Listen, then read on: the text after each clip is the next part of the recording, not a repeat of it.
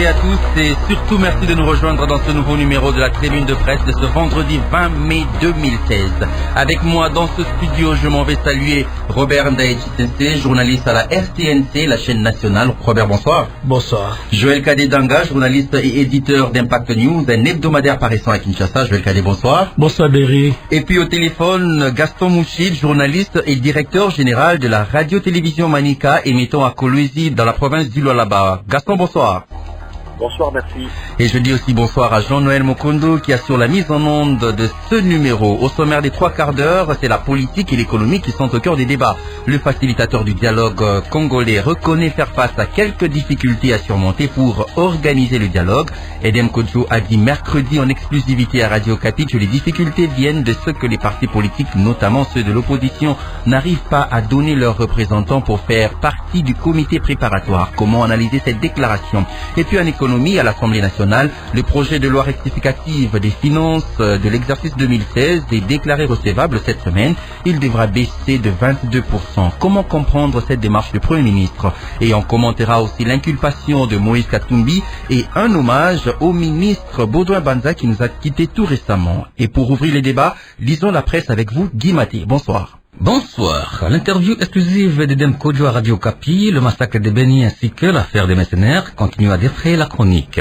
Le projet de loi des finances rectificative exercice 2016 est aussi à la une des journaux quinois. C'est ainsi que le quotidien La Tempête des Tropiques titre Dialogue Edem Kodjo garde l'espoir.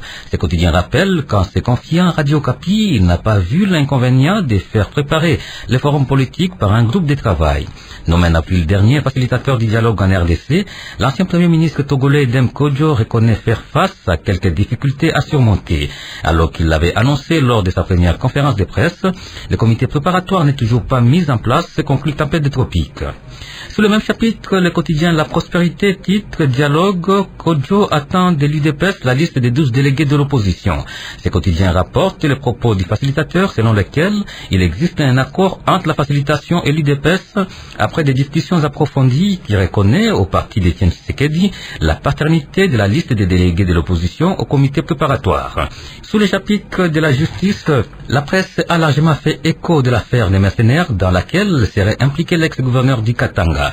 C'est ainsi que le potentiel estime sur sa manchette qu'il y a cacophonie autour de l'inculpation de Moïse Katumbi. Ce quotidien rappelle qu'alors qu'à Lubumbashi, son audition est suspendue, le bureau du procureur général de la République a, depuis Kinshasa, créé la surprise en déclarant son inculpation. Et le journal poursuit en précisant que le parquet général de la République qui pilote l'enquête laisse des brèches qui permettraient à l'inculpé de se faire prendre en charge par des institutions médicales appropriées. Et le Massoul Jeune Afrique renchérit RD Congo inculpé pour recrutement des mercenaires. Moïse Katumbi est visé par un mandat d'arrêt provisoire. Ce magazine cite des sources judiciaires et gouvernementales selon lesquelles le parquet général près la cour d'appel de l'ex-Katanga a inculpé jeudi Moïse Katumbi du chef de recrutement des mercenaires.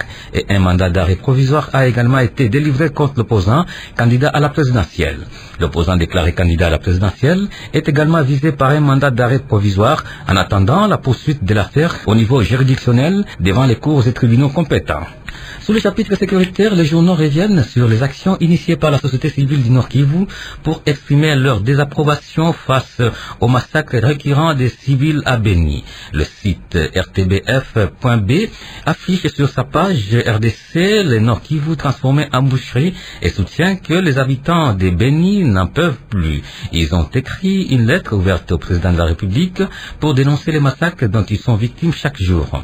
Et le site de rappeler que la province du Nord Kivu est le théâtre depuis 20 ans de tueries et de viols sous l'œil impassible de 20 000 casques bleus. Quant au président Joseph Kabila, il s'était conclu ce site. Au sujet du projet de loi des finances rectificative exercice 2016, Radio Okapi.net annonce que l'Assemblée nationale a déclaré recevable mercredi dernier les projets de loi des finances rectificative de l'exercice 2016. Le site précise que, voté en décembre 2015 à plus de 8 milliards de dollars, le budget 2016, ainsi modifié, connaîtra une diminution d'un peu plus de 2 milliards de dollars américains, soit 22%. Le Premier ministre a avancé et comme raison de cette diminution, entre autres, la baisse du prix des matières premières, rappelle ce site. Merci, c'est la fin de cette revue de presse. Merci Guy Maté, et les autres actualités vous l'avez suivi, nous l'avons appris hier, l'ancien gouverneur de l'ex-province du Katanga est inculpé de recrutement des mercenaires et reste placé sous mandat d'arrêt provisoire. C'est la décision du parquet général de la République. Alors Robert Ndeye, comment vous avez accueilli cette information du parquet? Merci Berry pour cette question. Je pense que nous devons laisser la justice faire son travail. Parce que vous savez, au niveau de la presse, au niveau de la communication, tous nous nous contentons de ce qui est dit, soit par la presse étrangère, soit par l'entourage de l'inculpé, soit par l'entourage du pouvoir, mais d'une manière concise, précise, la presse locale n'a pas accès direct au dossier judiciaire de monsieur Moïse Katumbi Tchapoué. Mais la seule chose dont nous disposons pour l'instant, c'est ce communiqué qui a été diffusé par le bureau du procureur qui annonce à Moïse Katumbi qu'il est inculpé. Nous avons tous entendu. Même qu'il y a des récupérations politiques. Je vais donner un petit exemple. Nous sommes citoyens. Nous avons des droits et des obligations. Nous regardons à travers ce qui se passe à travers le monde. Lorsque vous avez des problèmes avec la justice doit faire son travail. On en a vu en France avec le cas Dominique Strauss-Kahn. On a vu Nicolas Sarkozy qui continue tous les jours. J'ai suivi sur votre chaîne, puisque je peux appeler un testament de l'ancien ministre Mbaza Moukaray, qui disait que l'accusé, donc l'ancien gouverneur du Katanga, avait tout à gagner dans ce procès, donc il doit laisser la justice faire son travail jusqu'à arriver au bout. D'accord. Joël Cadet, Moïse Katumbi est inculpé pour atteinte à la sûreté intérieure et extérieure de l'État, et notamment fait allusion à cette affaire des mercenaires. Qu'est-ce que vous en pensez? Je crois que les problèmes politiques doivent trouver des solutions dans la politique. Et on ne doit pas, pour des problèmes politiques, trouver leur solution dans le judiciaire. On est en train de faire du mal à la justice qui devrait jouer le rôle du rempart de l'élévation d'une nation. C'est la première observation. La deuxième observation, c'est que l'instruction en instance préjuridictionnelle est secrète. Mais malheureusement, vous allez constater que les communicateurs de la majorité présidentielle, la RTNC, la Télé 50, paraissent avoir déjà tout le secret de l'instruction. Mais Robert vient de dire qu'il n'a pas les éléments d'accès. C'est ce que j'ai dit. Non, lui, il est journaliste, ce n'est pas RTNC. 3, on ne pouvait pas attendre quelque chose de meilleur que ça, parce que dans une infraction de l'ordre pénal, le ministère public ou le magistrat, il est parti au procès. Et en conséquence, on ne pouvait pas attendre les acclamations de sa part, lui ne pouvait qu'inculper. Mais là où le bas blesse, c'est lorsque l'instruction n'avait pas encore fini. Moïse est venu pour la première fois, la deuxième fois, la troisième fois, il a été bousculé, il était à l'hôpital, avant que l'instruction ne soit finie, parce que les deux fois où il s'est présenté, il était invité, il n'y avait pas encore un mandat de comparution, comme certains ont eu à le dire ici, et que la liberté étant un principe, que la privation de liberté une exception. Je crois qu'il y a lieu, aussi longtemps qu'il jouit de la présomption d'innocence, qu'on comprenne. Mais vous allez voir un peu ce qu'il y a un peu d'ambiguïté dans le communiqué du cabinet du procureur général de la République. On le laisse partir à l'étranger, c'est là où le bas blesse. Vous voyez des gens qui sont comme Jean-Claude Mouyambo, dont 6 médecins ont requis qu'il doit aller suivre les soins à l'étranger pour un cas vide d'Estéléonant. Mais on ne l'envoie pas à l'étranger. Mais ici, dans les communiqués, on le laisse. En effet, veut-on le contraindre à l'exil? Donc c'est justement pour vous dire qu'il y a Anguille Souros. C'est là où je persiste et je signe. J'ai dit que le chef de l'État, comme il a toujours prôné la politique de la main tendue, qu'il puisse chercher que les problèmes politiques trouvent leur solution en politique et non dans la justice. On est en train de faire du mal à tous nos magistrats, dont certains sont en train de mourir d'AVC, parce qu'ils ne savent pas comment résoudre les problèmes politiques qui leur sont jetés comme une patate chaude en vue de trouver solution à ça. D'accord, on va y revenir. Ok, très rapidement, très rapidement. Vous avez vu ce que je viens de dire tout à l'heure. Oui. Joël Cadet a rejoint mon argumentaire. Okay. Lui, il a déjà pris position. Okay. Il estime que les dossiers... Et vous n'avez pas pris position. ...est instrumentalisé. Okay. C'est pour ça que je vous ai dit tout à l'heure au début... On n'a pas les éléments des preuves. La presse locale n'a pas toute l'information, mais Lui, il dit déjà, la FNC, Télé 50. Rapidement, on va donnons la parole d'abord à Gaston. Non, juste à ce niveau-là. Rapidement. Comment, parce que même l'inculpé n'avait même pas encore reçu sa notification, mais la Télé 50 avait déjà donné l'information. Et l'information était reprise en boucle. C'est que vous avez appris. Vous comprenez? D'accord. On va donner la parole à Gaston. Gaston, vous êtes avec nous. Comment vous, dans l'ex-Katanga, vous avez accueilli cette information, cette nouvelle? Il faut dire d'abord que je ne représente pas toute l'opinion katangaise, mais à mon avis, très humble avis, j'estime qu'il y a des choses qui se passent pas normalement. Je voudrais pour preuve les 2 communiqués officiels signés par le premier avocat général. Les 13, on nous dit que l'audience ouverte cherche de prévenir Katumbi et les consorts ont été suspendus et eu égard aux plaintes de santé exprimées par Sié Katumbi, qui est arrivé au palais de justice de Lubumbashi et qui doit aller se faire soigner. On a suspendu l'audience. Nous sommes le 13 mai. Et hier, le 19, déjà, le cabinet du procureur signe un autre communiqué officiel qui dit, après avoir été amplement entendu par le magistrat, donc on parle de Moïse Katumbi, après avoir été amplement entendu par le magistrat chargé du dossier judiciaire, il a été inculpé du chef d'atteinte à la sûreté intérieure et extérieure de l'État, prévu et puni par tout. Ça saute aux yeux, tout le monde. Il ne faut pas être aveugle pour comprendre. L'audience a été suspendue parce qu'on n'a pas entendu Moïse Katumbi Tchapé, qui est au soin depuis les 13. Mais aujourd'hui, il est amplement entendu et une chef d'accusation est tombée. C'est là qu'on sent que c'est un procès relativement très politisé. D'accord, donc ça signifie avant même que les culpés soient mis au courant, vous avez suivi par la voie des ondes. Quand le confrère dit que la presse locale n'a pas accès au dossier, ne sait pas ce qui se passe, mais toutes les fois que les communiqués, les bandes passantes passent en boucle à Télé 50, à la FNC, mais ça se voit, tout le monde sait qu'ils soient plus informés que même l'inculpé, c'est ça qui sonne pas très clair. Quand on va récupérer les archives pour essayer de démontrer ce que même la justice n'a pas encore démontré, je crois que ce n'est pas bien pour la justice, ce n'est pas bien aussi pour l'équilibre de la nation. D'accord, merci beaucoup. On va passer à notre deuxième actualité de la semaine. Ça concerne cette page noire que la RDC a connue. Le ministre Baudouin Banzamou Kalaï, le ministre de la Culture et des Arts, est décédé il y a quelque temps.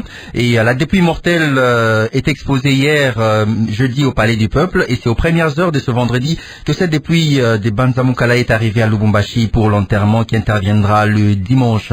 Robert Ndaye, quel souvenir gardez-vous de cet illustre disparu? C'est triste. Nous venons de perdre un homme de culture, un homme des lettres. J'ai encore frais dans ma mémoire l'oraison funèbre que Baudouin Banzamou Kalaï avait fait lors des obsèques de Papa Wemba. On sentait qu'il parlait avec son cœur. On sentait qu'il disait, est-ce qu'un jour, quand moi je ne serai pas là aussi, on fera la même chose. Nous l'avons vu à travers, lorsqu'il y avait un problème, soit dans la musique, soit dans le sport, et je garde un très bon souvenir. Je l'ai suivi, un ami discuter, dire que c'est grâce à Banzamou Kalaï qu'aujourd'hui Florent Ibengue, le coach de l'équipe nationale, a été désigné contre l'avis de ceux qui pensaient qu'il fallait prendre un entraîneur à l'étranger. Lui, il a pris les risques et ces risques a payé. Aujourd'hui, l'équipe nationale a remporté le CHAN au Rwanda grâce au coach de Ibengue. Donc nous mettons ça sur l'actif de Banzamou Kalaï. Voilà un peu ce que je retiens de cet homme qui part. C'est une perte énorme pour la République. D'accord, très rapidement, Joël Kadé, que retiendrez-vous du parcours de l'illustre disparu? Un homme très simple, un homme très jovial, comme vous l'aviez dit. Je l'ai connu à son retour de l'exil en 2000. En 2002, j'étais encore à Lubumbashi, il est rentré. Il était à l'époque vice-ministre à la coopération internationale. Je lui avais juste posé une question de savoir comment lui qui avait été pratiquement ancien vice-premier ministre, il pouvait accepter de devenir vice-ministre à la coopération internationale. Il m'avait dit, Joël, l'orgueil ne paye pas, l'humilité finit par payer. Je l'ai constaté. C'est un grand homme que nous avons perdu. Il était seul à son volant, même lorsqu'il pouvait venir à la radio, je le recevais. Il me ramenait chez lui, ou il pouvait me ramener chez moi, dans sa propre voiture. Pas de chauffeur, pas de tralala. En tout cas, son téléphone, c'est quand vous appelez Mbazamou Kalaïsungu, c'est lui seul qui vous répond au téléphone. Ça, je ne l'ai pas vu chez beaucoup de ministres, d'ailleurs, qui ne décrochent pas leur téléphone. Mais également, il a été suivi par l'ancien président aussi du MPR Katanga, M. Mouteba Moujedo, paix à leurs âmes. Ce sont des hommes qui ont été vraiment dans mon précaré le plus intime. Je regrette de les avoir perdus alors que nous avions encore besoin d'eux. Merci beaucoup. Nous allons rentrer maintenant dans notre premier thème de ce soir qui concerne la facilitation au dialogue. Dans une interview exclusive à Radio Okapi mercredi 18 mai, le facilitateur du dialogue en RDC a reconnu faire face à quelques difficultés à surmonter. C'est une citation que je referme. Edem Kodjo a affirmé que les difficultés viennent de ce que les partis politiques, notamment de l'opposition, n'arrivent pas à donner la liste de leurs représentants pour faire partie du comité préparatoire. Edem Kodjo le dit à Jeff Ngoy. Ce n'est pas facile, ce n'est pas quelque chose qui va arriver comme ça, étant donné les positions très affrontées que nous avions connues dès le départ. Mais nous attendons toujours qu'on nous saisisse de propositions concrètes pour que nous puissions mettre sur pied le comité préparatoire tel qu'il a été prévu au départ. Les difficultés viennent de ce que les partis politiques, notamment ceux de l'opposition, n'arrivent pas à nous donner leurs représentants pour aller à ce dialogue. Sinon, je puis vous assurer et vous dire que depuis longtemps, déjà, la société civile a pu fournir des indications qui nous ont permis de composer la liste de la société civile. La majorité présidentielle a envoyé sa liste. Il ne manque guère que la liste des partis de l'opposition que le parti UDPS doit fournir, compte tenu des discussions que nous avons eues avec ce parti et des accords qui ont été conclus. Et alors nous attendons. Vous venez de nous prendre en cours. Sachez que Berry Franklin Luchaka, qui vous présente cette tribune de presse, reçoit dans ce studio Robert Ndaïti Sensé, Joël Kadidanga et Gaston Mouchid, tous journalistes, respectivement à la RTNC, la chaîne nationale, éditeur de l'hebdomadaire Impact News, paraissant à Kinshasa, et directeur général de la Radio Manika, émettant à Kolwezi, dans la province du Lualaba. Alors nous allons nous arrêter quelques instants autour de la revendication de l'UDPS qui réclame la paternité du dialogue. Edem Kodjo affirme comprendre cette revendication. Robert Ndeye, comment vous expliquez cela? Je suis très flatté par la sincérité du facilitateur. Je suis très flatté par la constance de cet homme qui a fait preuve d'un parcours que personne ne peut le dénier aujourd'hui. Il est sincère. Moi, je me pose toujours la question, en République démocratique du Congo, nous voulons une chose et son contraire. La crise, tout le monde l'observe. D'un côté, les uns disent qu'il n'y a pas de légitimité. De l'autre côté, c'est la fin du mandat du président de la République. Il faut qu'on en finisse. Il faut qu'on trouve des solutions aux problèmes qui nous enveloppent pour qu'il y ait la paix. Vous savez, avant d'entrer dans votre studio, j'ai eu un ami juste dehors qui m'a fait rire. Ça m'a fait rire, mais ça m'a fait raisonner. Il m'a dit, oui, mais vous allez parler, et puis après, ça va changer quoi? Parce que, de l'autre côté, l'opposant historique, Etienne Tshisekedi, dit qu'il faut qu'on lui retourne l'impérium, mais lui aussi, il avait prêté serment en 2011. Il estime qu'il est aussi fait mandat. De l'autre côté, c'est le président Kabila qui doit terminer son mandat en 2007. J'ai rigolé, mais après, ça me fait raisonner. Edem Kodjo est face à une situation réelle. À laquelle il ne s'attendait pas. Parce que si vous poursuivez l'interview qu'il a fait à votre radio, il a même dit qu'il avait péché par l'optimisme. Il avait annoncé les comités préparatoires dans une semaine. Très rapidement aujourd'hui, et d'ailleurs il l'a dit, ça m'a vraiment fait rire, il dit la semaine est tellement longue qu'il ne sait pas. Moi je pense qu'il est temps, et la position de l'UDPS est justifiée. Et donc vous êtes d'accord avec Edem Kodjo lorsqu'il prend ses causes pour l'UDPS? Oui, mais c'est clair. L'UDPS a peur de se faire rouler dans la farine comme en 2006.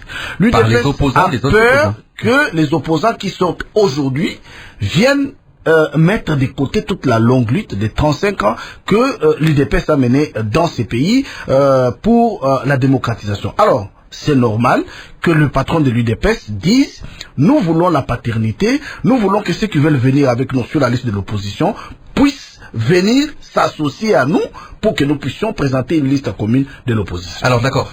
Joël Kadé, au cours de l'émission Dialogue entre Congolais de mercredi, le professeur Mouchi Bolane a fustigé l'attitude d'Edem Kodjo. Est-ce que vous comprenez cette attitude en rapport avec justement la revendication de l'UDPS? Chers confrères, on est en 2003, en Afrique du Sud. Les mêmes opposants qui réclament, qui fanfaronnent encore aujourd'hui ici, ont roulé Tshisekedi dans la farine, j'emprunte le mot à mon aîné Robert Ndaye, en faisant passer un ancien belligérant, Arthur Zaïdingoma. C'est l'histoire récente. Et Tshisekedi a supporté. En 2005, Tshisekedi leur dit, n'allons pas à ces élections, ils sont déjà truqués, la communauté internationale a déjà son candidat. Ces mêmes opposants ont décrié la politique de la chaise vide, ils y sont allés. En 2011, Tshisekedi leur dit, écoutez, j'ai dissous l'Assemblée nationale, n'y allez pas, non, nous allons partir, nous allons changer les choses à l'intérieur.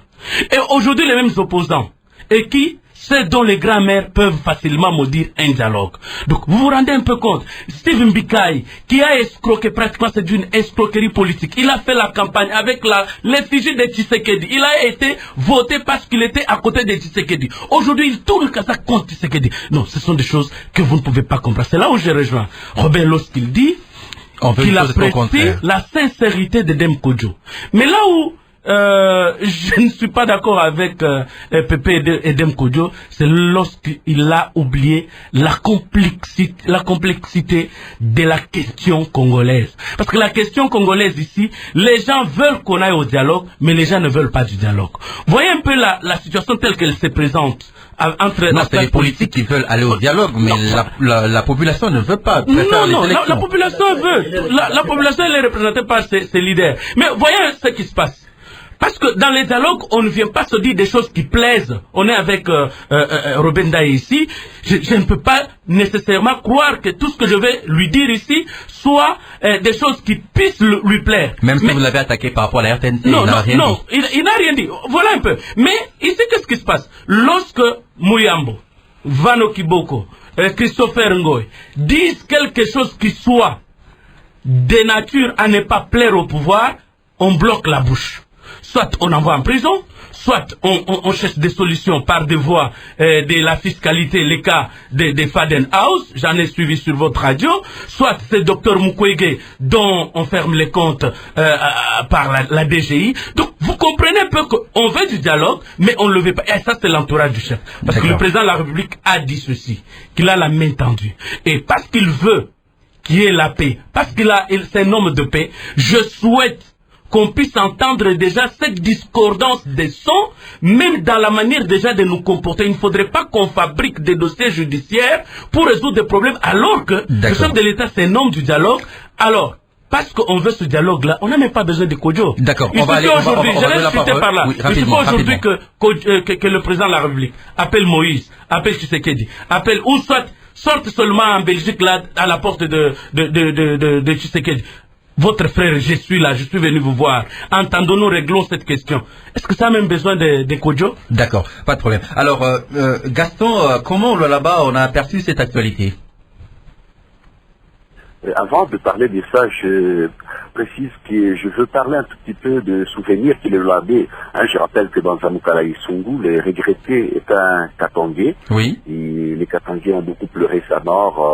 À Kolosi même, il y a un deuil des gens de Malemankulu qui se réunissent et les gens sont en train de se réunir autour de la mémoire de l'illustre disparu. Dans Zamukala Isungu, c'était parmi les leaders Katangé qui ont fait beaucoup parler de cette province en bien, parce qu'il a travaillé pour son pays dans différents ministères, bien qu'il est parti, et c'est vraiment dommage pour le à fleur de l'âge. Mais pour revenir à l'actualité d'Edem Kodjo, moi je pense que Edem Kodjo ne devrait pas donner l'impression de s'étonner de ce qui se passe. Parce qu'en venant déjà, il savait que la classe politique congolaise était divisée quant à la tenue de ce dialogue.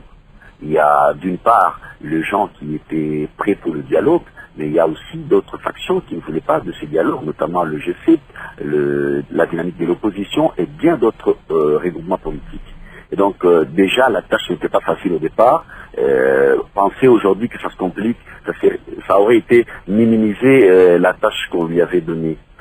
Nous avons suivi les professeurs Sylvanus Mouchi Bonani, qui est président de la plateforme Opposition Patriotique Républicaine, une plateforme qui encadre autour des 3 grands partis politiques et bien d'autres regroupements de la société civile, dire n'avoir jamais été consulté par Edem Kodjo.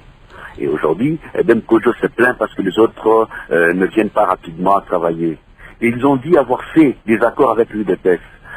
Moi, je ne suis pas d'accord avec les confrères qui pensent que quand on parle de l'opposition, il faut parler seulement de l'UDPS. Vous avez parlé de Steve Ndikayi.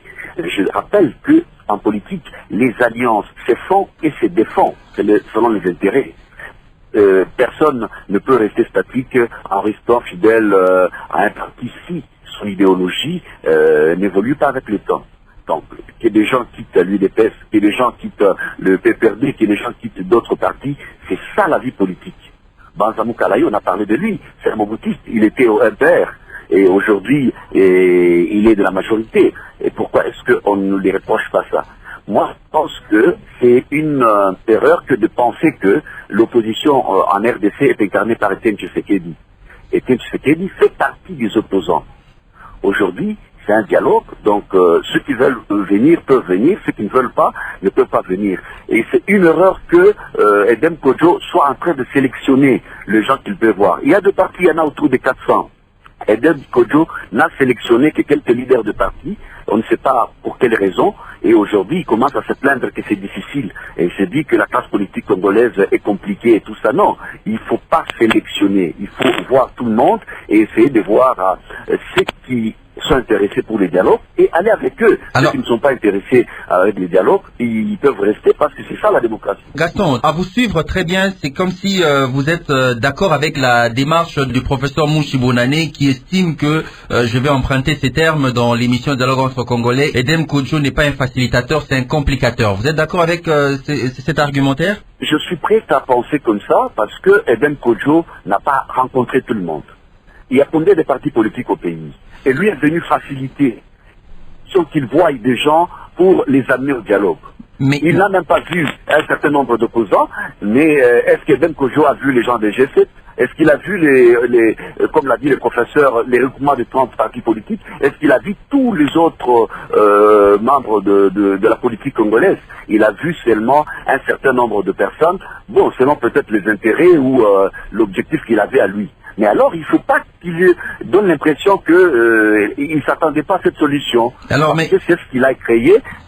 Oui, mais Gaston, quand vous écoutez un peu ce que dit Joël Cadet et même Robert Ndaye, Joël Cadet insiste sur le fait que l'UDPS avec Etienne Tshisekedi à la tête a été roulé pendant longtemps par tous ceux qui sont aujourd'hui des opposants, alors qu'en réalité peut-être qu'ils ne le disent pas clairement, que ce ne sont pas vraiment des opposants. Comment vous analysez là très rapidement? On dit qu'aux âmes bien nées, la valeur n'attend pas les nombres d'années. Il ne faut pas avoir été à l'opposition depuis des années pour se réclamer opposant. Etienne Tshisekedi lui-même, c'est lui qui a pérennisé les pouvoirs de Mobutu. C'est lui qui a été à l'écriture du manifeste de Lancélé. C'est lui qui a soutenu les impairs. Et aujourd'hui, les temps changent et les choses changent. Je ne lui refuse pas son opposition, mais je veux que, à côté de lui, il y ait d'autres opposants. Il ne faudrait pas penser que l'opposition en RDC, c'est seulement Tshisekedi. Il y a d'autres opposants qui viennent maintenant ou qui sont venus hier, mais qui sont aussi des opposants. Donc il faut que ces gens travaillent ensemble. Il n'est pas question de penser qu'on lui a roulé.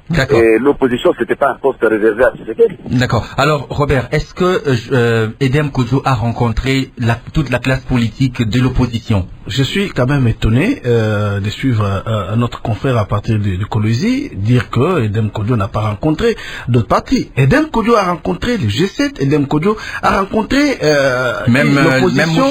Oui, mais écoutez, parce que les gens étaient regroupés. Il ne va pas quand même aller 400 personnes chaque jour, mais les gens sont regroupés dans des regroupements. C'est pourquoi aujourd'hui nous avons le G7, nous avons la dynamique de l'opposition, nous avons l'opposition républicaine. Moi je suis d'accord avec le confrère lorsqu'il dit qui ne nie pas la paternité à Tshisekedi d'avoir fait une longue lutte. Mais c'est la question que je me pose. Est-ce qu'au Congo, nous avons des gens qui viennent aujourd'hui, Kadé a semblé le flairer tout à l'heure, essayer de sortir du lot pour compliquer la situation? Non, je pense personnellement, en prenant le propos de Dem Kodjo, il n'est pas venu compliquer, il est venu faciliter. Le dialogue a été demandé par l'UDPS depuis et la classe politique. Au lieu qu'on puisse... Les contradictions ne sont pas seulement congolaises. Regardez les primaires américaines. Sanders et Hillary Clinton, ils sont du même côté. Mais il y a des contradictions terribles jusqu'au moment où un candidat va sortir du lot. Je pense qu'il est temps aussi au Congo que nous puissions arriver à ce stade pour que si vous êtes de la majorité présidentielle, si vous êtes qu'on accepte les contradictions entre, ça va faire au choc d'idées, j'ai eu la lumière. Tout simplement, je vais chuter en disant, soit nous voulons la paix, si vous n'êtes pas d'accord, venez, dites je ne suis pas d'accord pour tel point, tel point, tel point. On ne peut pas être en désaccord sur tous les plans. Alors certaines personnes sont devenues des saints dans ce pays. Alors on va finir très rapidement avec cette opportunité justement de ce dialogue. Edem Kodjo a dit qu'il sait pourquoi le dialogue a été convoqué sur le thème essentiel du processus électoral. Beaucoup d'auditeurs ont déclaré sur la page Facebook de l'émission Dialogue entre Congolais-Radio Kapi que ce dialogue est vidé de tout son sens avec l'arrêt de la Cour constitutionnelle. Très rapidement, qu'en pensez-vous? Parce qu'on doit aller déjà dans notre deuxième thème. Joël Kadé. Non, Franklin, il faudrait d'abord dire une seule chose par rapport à ce que venait de dire Gaston Mouchid. Les alliances se font pas sur base des intérêts en politique. Là, c'est au niveau des relations internationales. Mais en politique, les alliances se font sur base des idéaux que l'on défend et que l'on doit conquérir. Il l'a dit, heureusement, il a rectifié par la suite. Mais vous allez constater que lorsque nous étions pendant la période transitoire ici, vous êtes en Afrique du Sud, l'opposant était connu, c'est lui, Mandela, qui était en prison. Quand vous êtes au Zimbabwe, vous avez Morgan Tsvangirai. Quand vous êtes en Zambie, vous avez un opposant qui était connu à l'époque, c'était Frédéric Chiluba. Oui. Quand vous êtes en Côte d'Ivoire, vous avez... Mais le contraire, chez nous, quand vous arrivez en République démocratique du Congo, on vous dit que c'est Tshisekedi qui a fait les manifestes de l'Ancélé. Non, ça ce sont des propos à vraiment faire dormir debout. Je crois qu'il faut être sérieux dans notre pays et connaître qui sont les véritables deux acteurs de la crise politique que nous connaissons depuis 2011 jusqu'aujourd'hui. Alors, très rapidement. C'est Tshisekedi et Kabila. Très bien. Donc, alors, rapidement, est-ce que ce dialogue est opportun? Avec l'arrêt de la Cour constitutionnelle. Non, l'arrêt de la Cour constitutionnelle, nous l'avons dit dans notre parution ce matin, que l'arrêt de la Cour vient davantage compliquer la situation, mais c'est un arrêt bien rendu. Bien que les communicateurs de la majorité présidentielle, la majorité aient versé le champagne, ils n'ont pas bien lu l'arrêt, parce que l'arrêt n'a respecté que la Constitution. En ouvrant une petite brèche relative notamment à la continuité des services publics, qui est un principe du droit administratif, il n'a rien dit parce que le président, on ne peut pas interpréter l'article 70 sans se référer à l'article 73 de la Constitution. Donc pour vous, le dialogue a quand même son sens. Non, le dialogue a son sens parce qu'il faudrait qu'on régularise la situation de la durée du mandat de ce président. Parce que la situation anormale d'une transition, si il y a un lieu, le président de la République est mort, ou il est empêché par toute autre raison, donc ce président intérimaire ne peut rester au pouvoir pour organiser les élections que dans les 60 jours qui suivent, ou 90 jours. Ces glissements il y a, c'est 120 jours. Mais ici, on n'a pas fixé le temps d'un président en exercice qui a épuisé son mandat et qui n'a pas pu organiser les élections. Il va rester au pouvoir pas au-delà de 4 mois parce que le législateur n'a pas pensé qu'il y ait une situation anormale qui puisse perdurer. D'accord. Robert, qu'est-ce que vous en pensez? Moi, je veux qu'on puisse dissocier l'arrêt de la Cour avec le contenu du dialogue national. Monsieur Franklin Berry, oui.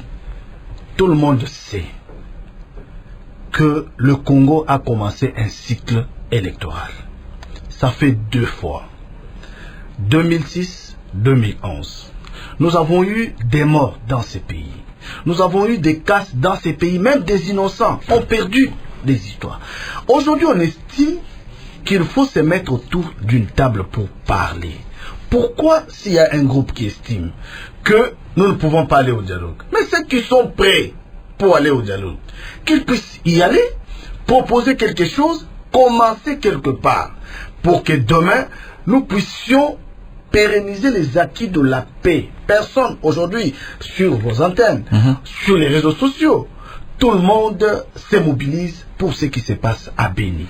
Quand il n'y a pas la paix, il n'y a pas de développement. Merci. Alors tout de suite, nous entrons dans notre deuxième thème de la soirée qui concerne le projet de loi des finances révisé. L'Assemblée nationale a déclaré recevable mercredi 18 mai 2016 le projet de loi des finances rectificative de l'exercice 2016. Voté en décembre 2015 à plus de 8 milliards de dollars, le budget 2016 est ainsi modifié et connaîtra justement une diminution d'un peu plus de 22%. Les explications nous sont données ici par Michel Kifinda.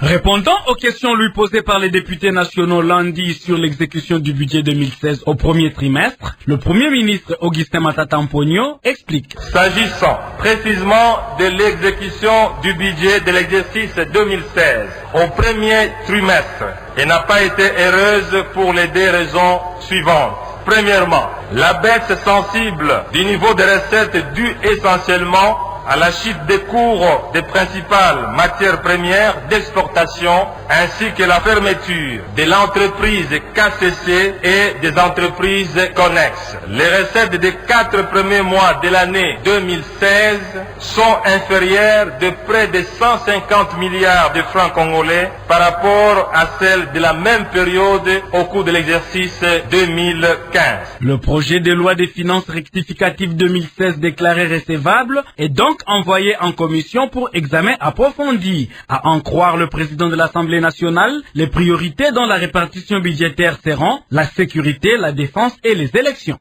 Merci Michel Kifinda. Alors Gaston, vous êtes avec nous? Oui, je suis avec vous. Voilà, vous avez suivi les explications que nous a fournies Michel Kifinda. Mais est-ce que dans l'histoire de la RDC, il y a eu pareille situation de réduction de prévisions budgétaires en plein exercice? Bon, à ma connaissance, non. Et c'est une situation d'exception.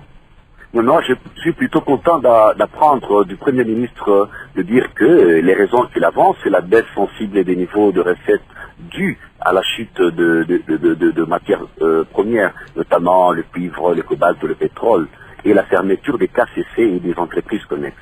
À Colosie, KCC vit à Colosie, donc à KCC, on a supprimé autour de plus de 1000 emplois directs.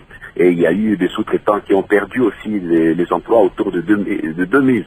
Et il y a même des sociétés brassicoles qui commencent à fermer à Colosie, donc on sent véritablement la crise.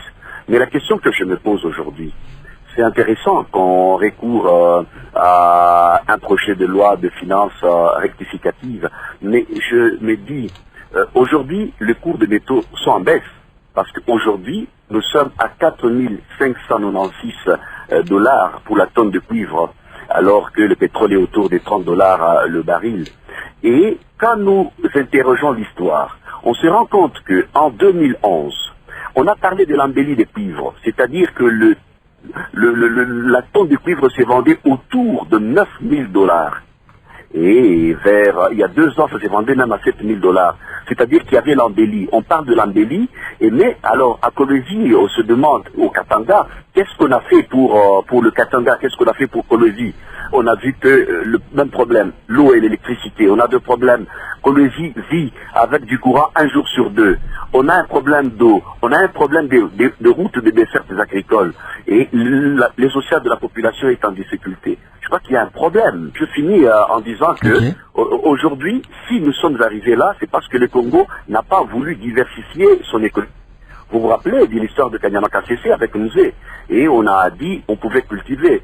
Et c'est là que je suis content d'avoir vu les nouveaux gouverneurs Mouyège qui commencent à relancer le tourisme là-bas avec la réhabilitation des routes dessertes et d'intérêt touristique pour qu'on puisse diversifier. Et ça, c'est une bonne chose. On ne doit pas rester seulement à penser qu'on peut se développer avec le mine, alors que le Congo a de l'eau, le Congo a des terres arables, le Congo a beaucoup de richesses qu'on peut exploiter. Et ce sera aussi votre conclusion. Merci beaucoup parce qu'on va arriver bientôt à la fin de notre émission.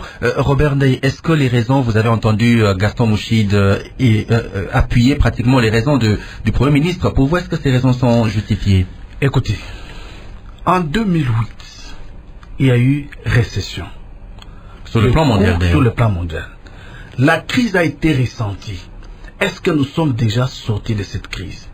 Moi, je ne suis pas d'accord que nous puissions mettre notre économie dépendante de l'extérieur, des ressources venant de l'extérieur.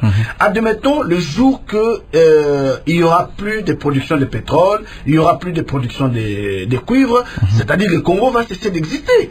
Il y a pas plus loin, ici au Kasaï, l'entreprise de l'Amiba qui se meurt.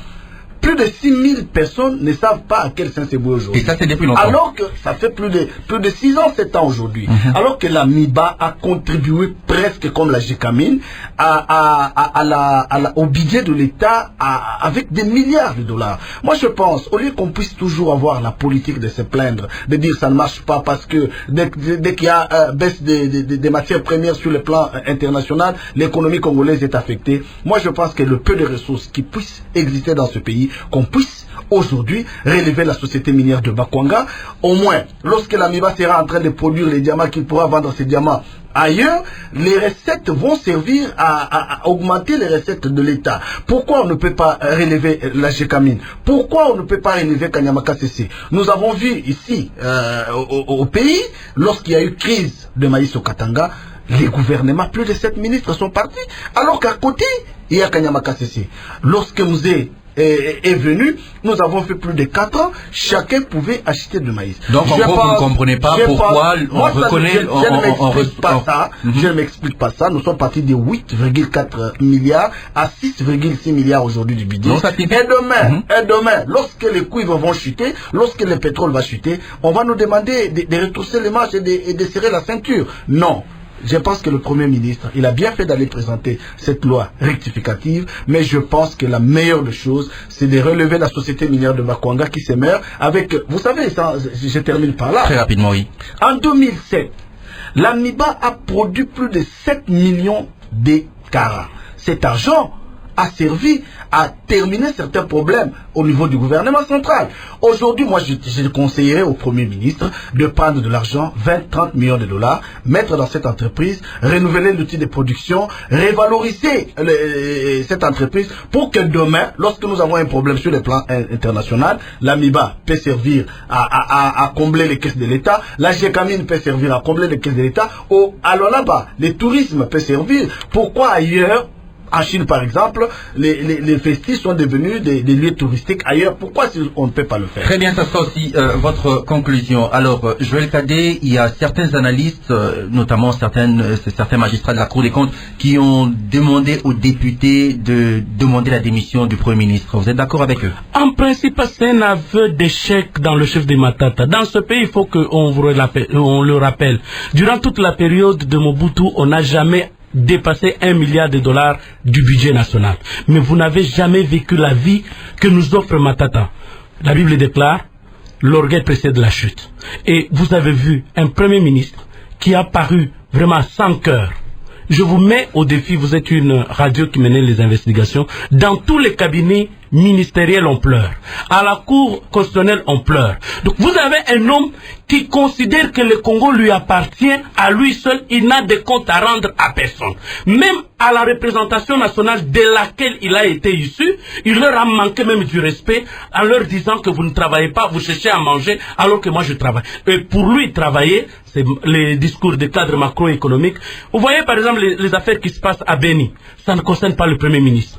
Ce qui se passe au Katanga, on responsabilise Caleb, on responsabilise Bochard. Les poubelles sont en train davantage de se remplir. Bientôt là, ça sera encore une guerre de poubelles entre Kimbuta et lui. Donc il va responsabiliser Kimbuta. Donc lui, c'est le cadre macroéconomique. Il peut se réveiller à 5 h du matin, convoquer le ministre, venir au travail à 5 h du matin. Il ne fait rien. Et on le laisse comme ça. Moi, je ne comprends pas. Et vous comprendriez. Je ne sais pas, Minakou, pourquoi il le laisse.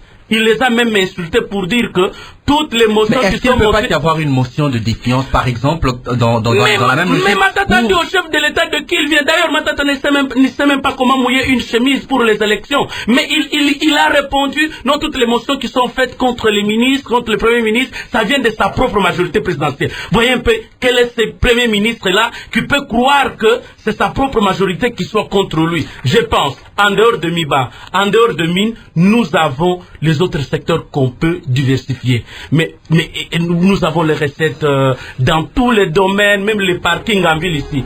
Les 500 francs qu'on donne aux jeunes gens là, c'est question d'encadrer toutes ces recettes. Les recettes liées au passeport, les recettes liées au visa, toutes les recettes qui sont entrées.